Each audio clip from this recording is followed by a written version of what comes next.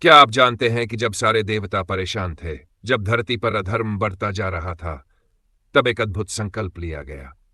एक ऐसा योद्धा जन्म लेगा जो न सिर्फ बलवान होगा, बल्कि भक्ति की पराकाष्ठा का प्रतीक भी बनेगा। और उसी संकल्प से जन्म हुआ बजरंगबली हनुमान का। पुराने समय की बात है।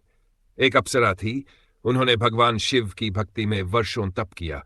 उनका मन केवल एक ही संकल्प में था, हे प्रभु, मुझे ऐसा पुत्र दो जो भगवान की सेवा में जीवन भर समर्पित रहे। उनकी तपस्या से प्रसन्न होकर पवन देव ने उन्हें आशीर्वाद दिया। उधर अयोध्या में राजा दशरथ पुत्रेष्टि यज्ञ कर रहे थे। उस यज्ञ के फल का एक अंश आकाश में उड़ता हुआ अंजना तक पहुंचा, और वही प्रसाद ग्रहण करके उन्होंने हनुमान को जन्म दिया।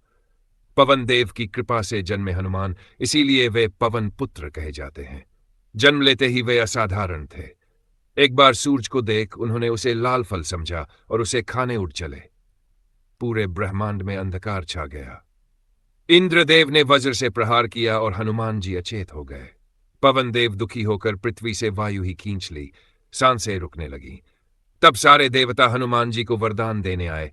अमृतत्व, अतुल बल, बुद्धि, रूप, ज्ञान और असीम भक्ति का वरदान।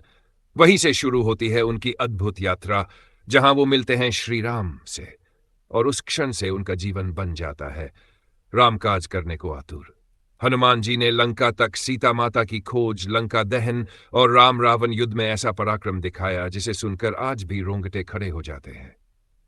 लेकिन दोस्तों, हनुमान सिर्फ बल नहीं है, वे विनम्रता है, सेवा है, भक्ति है, विश्वास है। उनकी सबसे बड़ी ताकत उनका समर्पण था, बिना किसी शर्त के।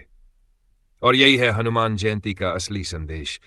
अगर भक्ति सच्ची हो तो कोई रावण बड़ा नहीं, कोई संकट भारी नहीं।